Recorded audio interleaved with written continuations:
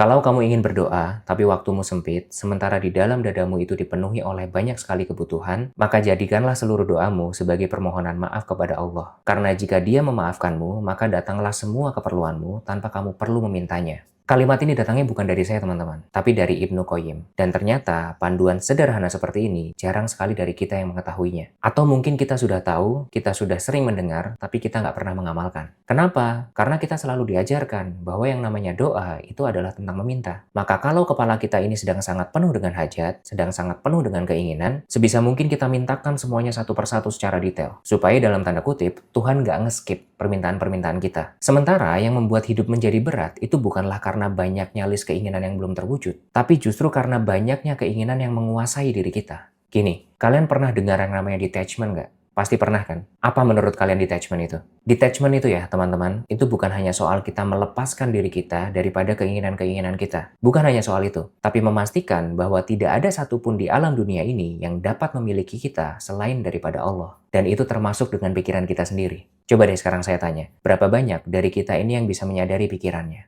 Contoh, aku lapar. Yang lapar ini siapa? Perutku, pikiranku, atau siapa? Oke, misalnya perutku lapar karena puasa. Selama 13 jam, perutku ini belum terisi oleh makanan. Maka dia kasih sinyal lapar ke pikiranku. Terus tiba-tiba lanjut lagi pikirannya. Aku pengen makan rendang nanti buat buka puasa. Nah, siapa yang pengen makan rendang itu? Perut kita kah? Bisakah perut kita ini secara spesifik menginginkan sesuatu untuk dimakan? Tidak, teman-teman. Nah, itulah hal-hal kecil yang kadang kita nggak sadar kalau ternyata kita ini sudah nempel sekali dengan pikiran kita. Kita sedikit pun nggak bisa mengambil jarak dari pikiran kita ini. Sehingga akhirnya kita mengira bahwasanya diri kita itu ya adalah pikiran kita ini beserta dengan keinginan-keinginannya. Bukan kesadaran yang lebih tinggi yang seharusnya bisa menyadari dan juga bersikap lebih bijak terhadap pikiran. Maka teman-teman, inilah pentingnya untuk kita memohon ampunan dalam setiap doa kita. Bahkan kalau mau ekstrim ya, sudah doanya itu mohon ampun saja. Mohon ampunan, mohon kebaikan dunia akhirat, itu sudah lebih daripada cukup. Karena tanpa kita sadari, lebih banyak momen dalam hidup di mana kita itu melupakan Allah dibandingkan dengan kita mengingat Allah. Contoh sederhananya ya perkara lapar tadi. Kalau kita lapar, ya tanya sama Allah. Minta sama Allah makanan apa yang terbaik menurutnya. Bukan malah ngikutin semua keinginan pikiran kita. Sehingga PR kita nanti akan bergeser. Bukan lagi menentukan mau makan apa, tapi membaca apa yang Allah arahkan untuk kita makan.